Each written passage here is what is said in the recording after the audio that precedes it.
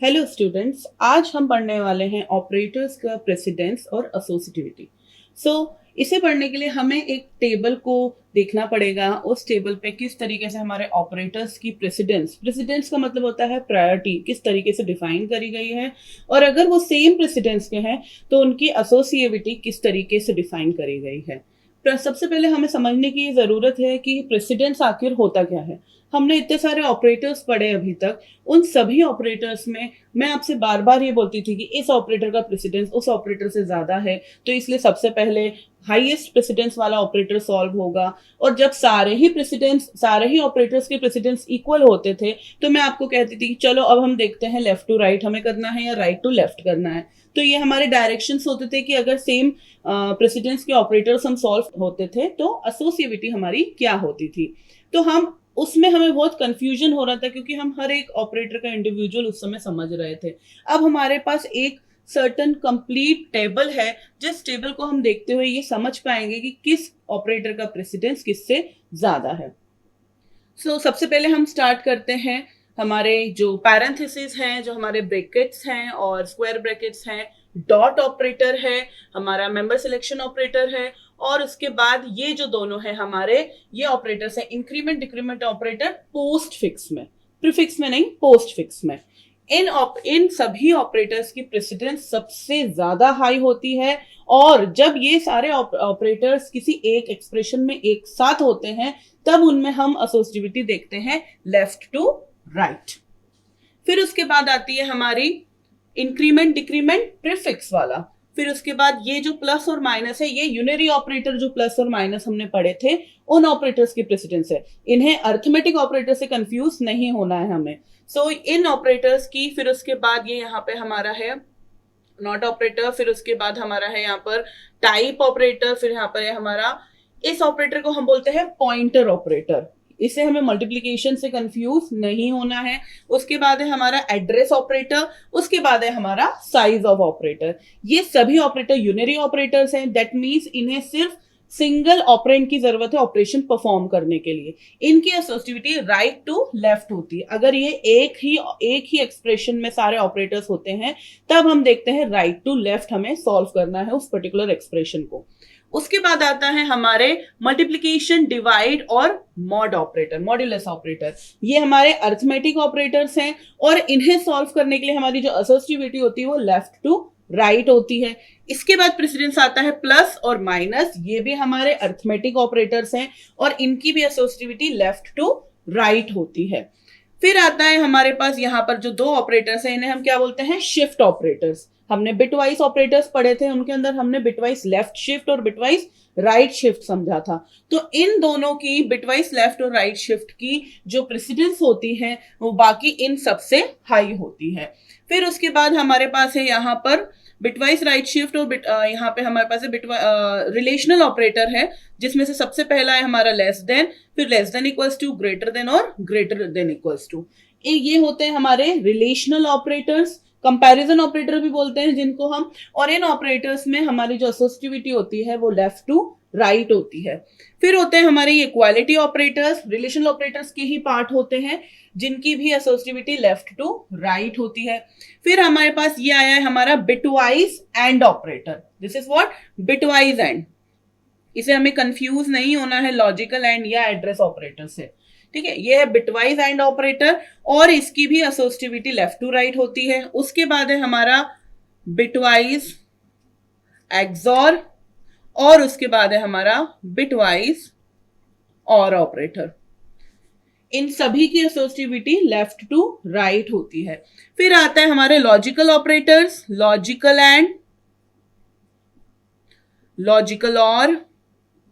Logical and और logical और की हमारी दोनों की ही प्रेसिडेंस क्या होती है, सबसे आगे होती है एंड की और फिर होती है और की, और इन दोनों की एसोसिएटिविटी लेफ्ट टू राइट होती है। फिर आता है हमारा कंडीशनल ऑपरेटर। इस पर हम एक सेपरेट वीडियो में पूरे क्वेश्चन डिस्कस करेंगे ताकि हम कंडीशनल ऑपरेटर को बहुत अच्छे से समझ पाए, क्योंकि जब हम कंडीशनल ऑपरेटर को समझेंगे उसके बाद हम एक नया टॉपिक स्टार्ट करेंगे ऑपरेटर्स टॉपिक के बाद। उस टॉपिक में हम कंडीशनल स्टेटमेंट्स पढ़ेंगे, डिसीजन मेकिंग स्टेटमेंट्स पढ़ेंगे, तो उस समय भी हम समझेंगे कि इन्हीं कंडीशनल ऑपरेटर्स को हम उनमें किस तरीके से लिखते हैं। इसकी जो हमारी एसोसिएटिविटी होती है वो राइट टू लेफ्ट होती है, राइट टू लेफ्ट इस तरीके से चलता है। सो इसके बाद है हमारे ये असाइनमेंट ऑपरेटर्स हैं सारे के सारे। असाइनमेंट ऑपरेटर्स की भी राइट टू लेफ्ट होती है एसोसिएटिविटी। राइट टू लेफ्ट का मतलब होता है इस तरीके से, हम असाइनमेंट ऑपरेटर लिखते हैं इस तरीके से, तो ये जो 1 की वैल्यू होती है ये ए में असाइन हो रही होती है। लास्ट होता है हमारा सबसे कॉमा ऑपरेटर।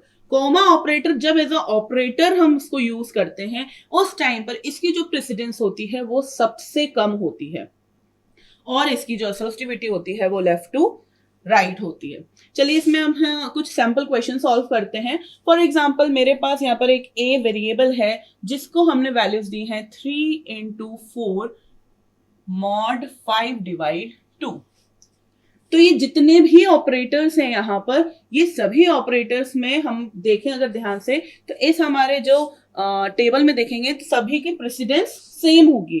तो अब हमें क्या देखनी है, अब हमें इसमें देखनी है एसोसिएटिविटी, वो होगी हमारी लेफ्ट टू राइट। ये लिखा है यहाँ पर left to right. So left to right जब हम एसोसिएटिविटी करेंगे तो उस केस में अब हम सबसे पहले क्या करेंगे, 3 into 4 करेंगे। 3 into 4 12 mod 5 divide by 2 करेंगे। 12 mod 5 करने पे हमारा आंसर क्या आएगा, 12 mod 5 डिवाइड करने पे हमारा रिमाइंडर क्या आएगा, क्योंकि ये एक जब हम डिवाइड करते हैं तो क्वेश्चन आंसर आता है, बट अभी हमारा रिमाइंडर इज एन आंसर होगा। तो यहाँ पे आंसर क्या होगा, 2 डिवाइड बाय 2 कर देंगे तो 1 आंसर हो जाएगा हमारा। यहाँ पर एक और सैंपल देख लेते हैं, इसके बाद कुछ हम डिफिकल्ट क्वेश्चंस भी डिस्कस करेंगे जिसमें हम बिटवाइज ऑपरेटर्स, लॉजिकल ऑपरेटर्स को भी हम साथ में देखेंगे।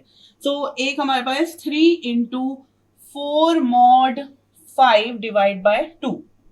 सो सेम क्वेश्चन है, ऊपर जैसा क्वेश्चन था वैसा ही सेम है, बस इसमें थोड़ा सा चेंजेस हमने ये करा है कि हमने यहाँ पे किसका यूज कर दिया है, पैरेंथेसिस का यूज कर दिया है। पैरेंथेसिस का यूज करने की वजह से जो हमारे यहाँ पे सर्कल ब्रैकेट्स हैं इनका यूज करने की वजह से अब क्या होगा, इनकी प्रेसिडेंस बाकी सारे अरिथमेटिक ऑपरेटर से ज्यादा हो गई है। तो सबसे पहले जहां पहले हम 3 into 4 कर रहे थे तो अब हमें सबसे पहले जो भी ब्रैकेट्स के अंदर लिखा होगा वो सॉल्व होगा और इसमें हमको एसोसिएटिविटी देखने की जरूरत ही नहीं रहेगी क्योंकि प्रेसिडेंस हाई रहेगा ब्रैकेट्स का। तो सबसे पहले 3 into 4 3 into फिर हमारा जो इसका आंसर आएगा 4 mod 5 का आंसर क्या आएगा 4 डिवाइड 2। अब हमारी आ गई वापस से क्या देखना पड़ेगा, लेफ्ट टू राइट, क्योंकि सभी की प्रेसिडेंस सेम हो गई है। तो हमारे यहाँ पे 12 डिवाइड बाय 2 इक्वल्स टू 6। अब हम इसमें एक और चेंज करते हैं। For example a equals to 3 into 4 plus 5 divide 6 हम करते हैं, या डिवाइड या मल्टीप्लाई, सेम ऑपरेटर ले लेते हैं। चलिए सो अगर हम यहाँ पे 3 into 4 plus 5 into 6 करते तो अब यहाँ पे प्रेसिडेंस हाई किसकी है, इन दोनों की है, क्योंकि प्लस ऑपरेटर की तो प्रेसिडेंस इन दोनों से कम है मल्टीप्लिकेशन से। तो इसलिए सबसे पहले मल्टीप्लिकेशन सॉल्व होगा। लेकिन वही बात है कि हमारे जो दोनों ही मल्टीप्लिकेशन ऑपरेटर्स हैं उनमें हमको क्या देखना पड़ेगा, लेफ्ट टू राइट। तो सबसे पहले 12 plus 5 into 6 30, देन उसके बाद हमारे यहाँ पे 42 आंसर आ जाएगा। अब एक और एग्जाम्पल देखते हैं जिसमें हम 3 into ब्रैकेट में 4 plus 5 into 6 कर रहे हैं यहाँ पर।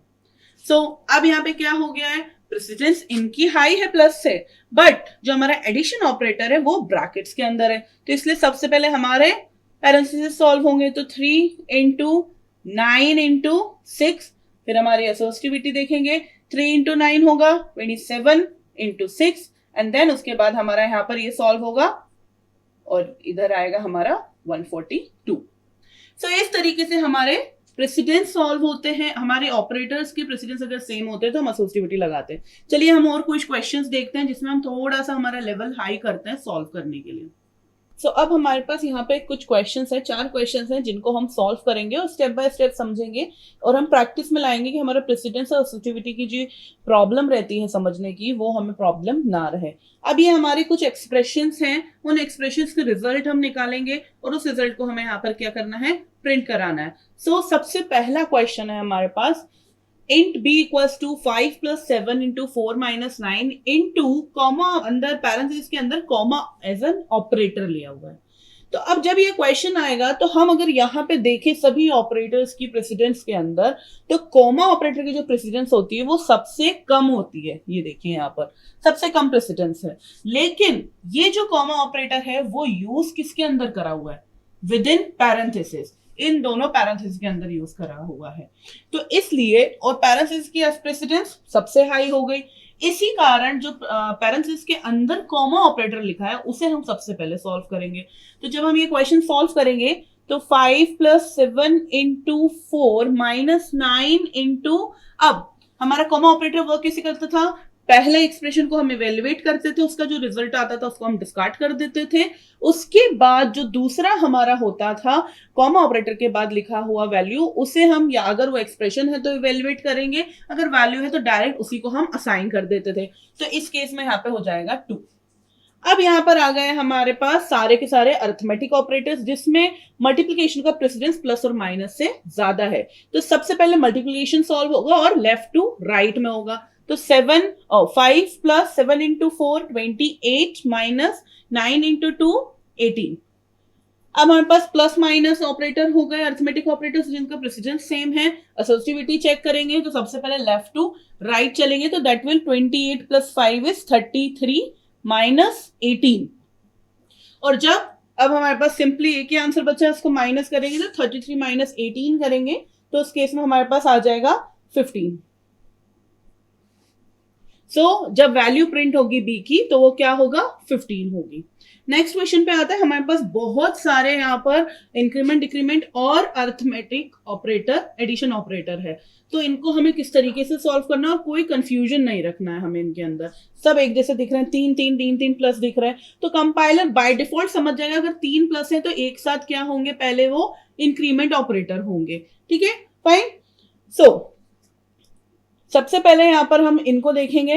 बी सॉल्व होगा क्योंकि ये भी पोस्ट फिक्स, ये भी पोस्ट फिक्स और ये भी पोस्ट फिक्स ऑपरेटर है। अगर मैं बोलूं, अगर मैं इस तरीके से पेयरिंग कर रही हूं कि H +++ H फिर +++ H, तो ये प्लस प्लस ऑपरेटर कहां जाएगा और किसके लिए बनाया गया और किस वेरिएबल के इंक्रीमेंट के लिए बनाया गया है। तो इसीलिए सबसे बेस्ट है हमारा समझना कि H ++ प्लस फिर H ++ फिर प्लस फिर H++। फाइन। तो हमें यहाँ पे बी कैलकुलेट करना है। बी कैलकुलेट करने के लिए हमारे सभी पोस्ट फिक्स हो गए, तो सभी पोस्ट फिक्स हो गए तो उस केस में हमें क्या करना है, इंक्रीमेंट तो अभी करना है नहीं, हमें क्या करना है, सबसे पहले सबका एडिशन करना है, जो कि आंसर आ जाएगा 24। उसके बाद ये क्या है, बी, उसके बाद H की वैल्यू क्या हो गई, 8 से 9, 9 से 10 और 10 से 11। और यहां आप देखिए, अगर आप जल्दबाजी में आंसर दे देते तो बोलते वैल्यू प्रिंट हो गई 24, बट एक्चुअल में हम तो H की वैल्यू प्रिंट करा रहे हैं, तो आंसर विल बी 11। अगर आपके पास बहुत सारे मल्टीपल ऑप्शंस होंगे और उसमें अगर 24, 11, 10 और कुछ कुछ लिखा होगा, तो उस केस में आप जल्दबाजी में अगर 24 सिलेक्ट कर देते हैं तो वो गलत होगा। नेक्स्ट हमारे पास है ये क्वेश्चन जिसमें हम a की वैल्यू पता कर रहे हैं, 2 + 3 - 4 + 8 - 5 mod 4। ये अभी हमने थोड़ी देर पहले इस तरीके का एक और क्वेश्चन सॉल्व किया था। सबसे पहले हम इसमें मॉड ऑपरेटर की है हमारी प्रेसिडेंस, तो हम उसे सॉल्व कर लेते हैं। 5 mod 4 = 1। देन उसके बाद हम लेफ्ट टू राइट चलेंगे, 5 - 4 + 8 - 1, then 5 - 4 1 + 8 - 1, then 1 + 8 9 - 1 and then equals to 8। a की वैल्यू हो गई हमारे पास 8। अब ये क्वेश्चन पे थोड़ा हम ध्यान देंगे, हमें कंफ्यूज नहीं होना है ऑपरेटर्स के बीच में। इस क्वेश्चन में हमारे पास एक b वेरिएबल है जो कि इंटीजर टाइप का है, जिसकी वैल्यू है 5, bitwise and operator 3, relation logical and operator 4, logical और ऑपरेटर 5 और उसके बाद बिटवाइज और ऑपरेटर 6। और हमें b की वैल्यू फॉर एग्जांपल प्रिंट करवाना है। ये क्या हो गया, इसको हम थोड़ा सा अलग अलग करके लिख लेते हैं। 5 bitwise and 3, logical and 4, then logical or 5, फिर बिटवाइज और 6। अब इनकी प्रेसिडेंस अगर हम यहाँ पे देखें तो सबसे ज्यादा प्रेसिडेंस हुई हमारी बिटवाइज एंड की, उसके बाद है बिटवाइज और की प्रेसिडेंस, उसके बाद बिटवाइज लॉजिकल एंड, और फिर उसके बाद लॉजिकल और की प्रेसिडेंस। सो यहाँ पे जब हम अब इनको सॉल्व करेंगे तो बिटवाइज के लिए हमें सबसे पहले डेसिमल नंबर्स को हमें किसमें चेंज करना पड़ेगा, बाइनरी नंबर्स में। और सबसे पहले सॉल्व होगा 5 बिटवाइज एंड 3, उसके बाद सॉल्व होगा, ये फर्स्ट हो गया हमारा, उसके बाद सॉल्व होगा 5 बिटवाइज और 6, उसके बाद इसका जो आंसर होगा और इसका 4 से होगा। सो दैट मीन्स ये हमारा थर्ड स्टेप, और जो इनका कंप्लीट आंसर होगा और जो इसका कंप्लीट आंसर होगा उसको हम फोर्थ स्टेप बोल सकते हैं। तो ये हमारी स्टेप्स हो गई। सबसे पहले 5 हम लोग कर लेते हैं। तो बिटवाइज के लिए हमें चाहिए 5 हमारा होगा 101 और 3 होगा हमारा 011। सो ये क्या है, एंड ऑपरेटर है। सो 11 इज 1, 01 इज 0, 01 इज 0, तो इन दोनों का आंसर आ गया 1। एंड ऑपरेटर 4, और अब हमें 5 और 6 का बिटवाइज और देखना है। So 5 is again 101 and 6 is 4 and 2, so 110। Okay, so और ऑपरेटर है 10 इज 1, 10 इज 1 एंड 11 तो 1 हो ही रहा है जो हमारा ट्रुथ टेबल के अनुसार, और ये वैल्यू हो गई हमारी 7। सो अब यहाँ पे हम लिख देंगे 7। अब इसके बाद हम यहाँ पे क्या करेंगे, हमारा जो एंड ऑपरेटर है लॉजिकल, उसकी प्रेसिडेंस और ऑपरेटर से ज्यादा है, तो 4 और 1 को सॉल्व करेंगे, जिसका आंसर आएगा 1 हमारे पास। फिर उसके बाद और ऑपरेटर लगा 7, जिसका कंप्लीट आंसर आ जाएगा 1। सो यहाँ पर b इक्वल्स टू हो जाएगा 1। सो इस तरीके से हम क्वेश्चन सॉल्व कर सकते हैं प्रेसिडेंस जानकर, एसोसिएटिविटी जानकर।